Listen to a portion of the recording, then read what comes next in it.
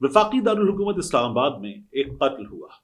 इस कत्ल में फ़हीम सरदार, एक मारूफ शख्सियत जो दिफाई तज्जियाकार, मुआशी तज्जियाकार के तौर पर एक गालिबन सरकारी या नीम सरकारी थिंक टैंक उससे वाबस्ता फ़हीम सरदार और एक मारूफ रिटायर्ड ब्रिगेडियर के साहबजादे, ये अपने घर में मुर्दा पाए गए। लेकिन 4 दिन हो गए, अभी तक कुछ भी पता नहीं चला है। ये केस कुछ ऐसी चीजें अपने अंदर रखता है कि जिसकी वजह से बड़ा अजीबो गरीब है कि हम इस पर इस वक्त बात करें। फ़हीम सरदार साहब के इंतकाल की खबर या सीधे सीधे लफ्जों में कत्ल की खबर 26 तारीख को हमारे सामने आई, और ये खबर जब हमारे सामने आई तो सोशल मीडिया पर कुछ लोगों ने इस पर बात की, उनसे अपनी वाबस्तगी का इजहार किया, उनके कत्ल पर अफसोस का इजहार किया, जिन हालात में हुआ उन हालात पर तशवीश जाहिर की।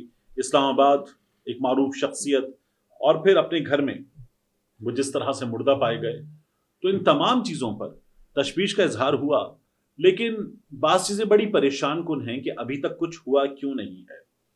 एक ब्लाइंड मर्डर करार दिया जाता है फ़हीम सरदार के इस कत्ल को, और आईजी इस्लामाबाद जो हैं उनके ऑर्डर्स पर एक 3 रुकनी कमेटी बना दी जाती है, और 4 दिन गुजर गए लेकिन अभी तक हमारे सामने इस सिलसिले में कुछ भी नहीं आया है। एक हाई प्रोफाइल कत्ल केस है और इस केस में पुलिस अभी तक कोई सुराग नहीं लगा सकी, क्लूलेस है पुलिस। अच्छा, जो फ़हीम सरदार का बेडरूम है, पुलिस कहती है वहां से हमने कुछ शवाहिद जमा कर लिए हैं। अब ये पाकिस्तान की नेशनल सिक्योरिटी डिवीजन के स्ट्रेटेजिक प्लानिंग सेल में सीनियर पॉलिसी स्पेशलिस्ट फ़हीम सरदार के कत्ल का मामला है। आईजी इस्लामाबाद इसमें एक कमेटी बनाते हैं 3 रुकनी, एसएसपी ऑपरेशन इसमें शामिल होते हैं, एसपी इन्वेस्टिगेशन, और केस की जो तफ्तीश दी जाती है वो दी जाती है सब इंस्पेक्टर मोहम्मद अली को, और जो सीनियर्स है वो इसकी सरबराही करते हैं। हमारे इस सिस्टम ऑफ जस्टिस में, सिस्टम ऑफ इन्वेस्टिगेशन में ये पूरा इसी तरीके से काम करता है सिलसिला कि एसएसपी लेवल के अफसरान, उनसे ऊपर डीआईजी लेवल के अफसरान ये निगरानी के लिए मौजूद होते हैं। आईजी साहब रिपोर्ट तलब करते हैं और नीचे जो अफसर होता है वो तफ्तीश करता है। अब इस सिलसिले में जरा ये बता रहे हैं कि जिस रोज ये वाकया पेश आया उस रोज पुलिस ने फ़हीम सरदार का जसद खाकी कब्जे में लिया, शवाहिद जमा किए, लेकिन अभी तक पुलिस कोई भी क्लू पेश नहीं कर सकी है। और पुलिस कह रही है कि कुछ तफ्तीश हुई है, मगर उस तफ्तीश की और उस पेशरफ्त की डिटेल हम अभी नहीं बता सकते। अब ये थाना आपपारा का इलाका है, आपपारा जाहिर आपको अंदाजा है। तो G63 यहां पर इस ब्लाइंड मर्डर की वारदात हुई। हुआ ये कि फ़हीम सरदार जो हैं वो घर पर थे और उनकी अहलिया बाहर गई हुई थी। उनकी अहलिया जब घर वापस आई हैं तो घर के अंदर दाखिल हुई हैं। फिर उन्होंने रस्सियों से बंधा कुर्सी पर अपने शौहर को पाया। उन्होंने फिर रेस्क्यू के लिए फौरी तौर पर कॉल्स की, 1122 के हुक्काम आए और फ़हीम सरदार की जो लाश है वो लेकर गए। नामालूम कातिलों ने पाकिस्तान नेशनल सिक्योरिटी डिवीजन के स्ट्रेटेजिक प्लानिंग सेल में सीनियर पॉलिसी स्पेशलिस्ट के तौर पर खिदमात अंजाम देने वाले मारूफ माहिर मईशत और पॉलिसी साज फ़हीम सरदार को बेदर्दी से कत्ल किया और फरार हो गए। अब थाना आपपारा पुलिस ने F8 के रिहायशी जाकिर हबीब खान की दरखास्त पर मुकदमा दर्ज किया है कि फ़हीम सरदार मेरा रिश्ते में सगा भांजा लगता था। तकरीबन 12:30 बजे मेरी भांजी इरम नदीम ने फोन पर इत्तला दी कि फ़हीम सरदार अपने घर में शदीद जख्मी हालत में बेहोश पड़ा है, आप फौरन पहुंचें। जिस पर फ़हीम सरदार के घर में पहुंचा तो देखा कि वो रस्सियों से बंधा हुआ था और शदीद जख्मी हालत में था, खून में लथपथ था, होश में नहीं था। और फिर वो बताते हैं कि मेरे साथ उस वक्त गुलबहार अब्बासी और मलिक अबरार ये लोग मौजूद थे। मेरे भांजे फ़हीम सरदार को नामालूम अफराद ने बेदर्दी से कत्ल किया और नामालूम अफराद के खिलाफ मुकदमा दर्ज किया जाए, ये उनकी FIR है। पुलिस ने मुकदमा दर्ज कर लिया और पुलिस ये कहती है कि हमें एक नामालूम इत्तला मौसूल हुई, जिसके बाद शाम 7:30 पर हम मौके पर पहुंचे।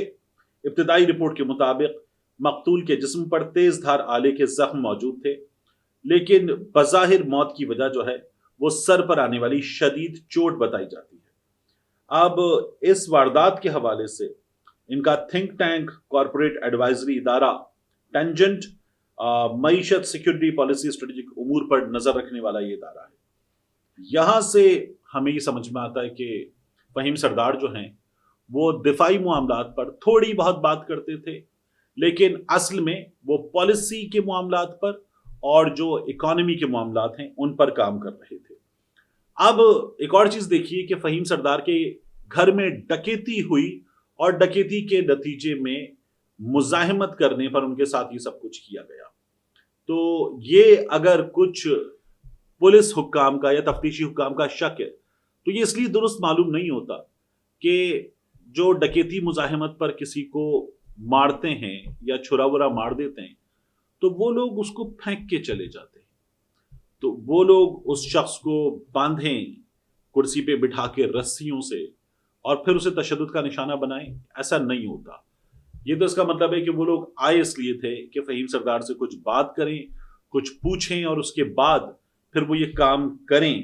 تو انہوں نے آ کر یہ کام انجام دیا ہے. نظر رکھے ہوئے تھے، گھر میں کوئی نہیں ہے تب وہ گھر میں داخل ہوئے ہیں، اور یہ بھی پتا چل رہا ہے کہ کوئی بھی قیمتی چیز آنے والے لے کر نہیں گئے ہیں. تو اب اگر یہ پتا چل رہا ہے تو اس کا مطلب یہ ہے کہ پھر یہ ڈکیتی کی واردات تو نہیں تھی، یہ کچھ اور ہے. پولیس ابھی تک کوئی بھی چیز اس سلسلے میں بتانے کے قابل نہیں ہوئی. میں ایک اور چیز دیکھ رہا تھا کہ اس قتل پر مجھے اخبارات میں، ویب سائٹس پر اور اسپیشلی جو ہمارا کنونشنل میڈیا ہے، الیکٹرانک میڈیا، نیوز چینلز، اس پر بھی کوئی خاص چیز نظر نہیں آئی کہ فہیم سردار کے ساتھ ایک ریٹائرڈ آرمی آفیسر کے بیٹے کے ساتھ یہ سب کچھ ہو چکا ہے. ایس پی سٹی خالد محمود آوان یہ کہتے ہیں کہ ابھی ہم تفتیش کر رہے ہیں اور کچھ دیر میں، کچھ وقت میں ہم اس کے نتائج بتا سکیں گے. اب اتنا بڑا واقعہ اسلام آباد میں ہو جانا، ایک بڑی شخصیت کا قتل ہو جانا جو کئی کتابوں کے مصنف ہیں، کئی فورمز پر جاتے تھے، خطاب کرتے تھے، ان کے ساتھ یہ سب کچھ ہو جانا اور پھر اس کے بعد اس طرح کی خاموشی ہونا، یہ خاموشی بھی ہمارے ان حالات میں ایک سوالیہ نشان ہے کہ یہ خاموشی کیوں ہے.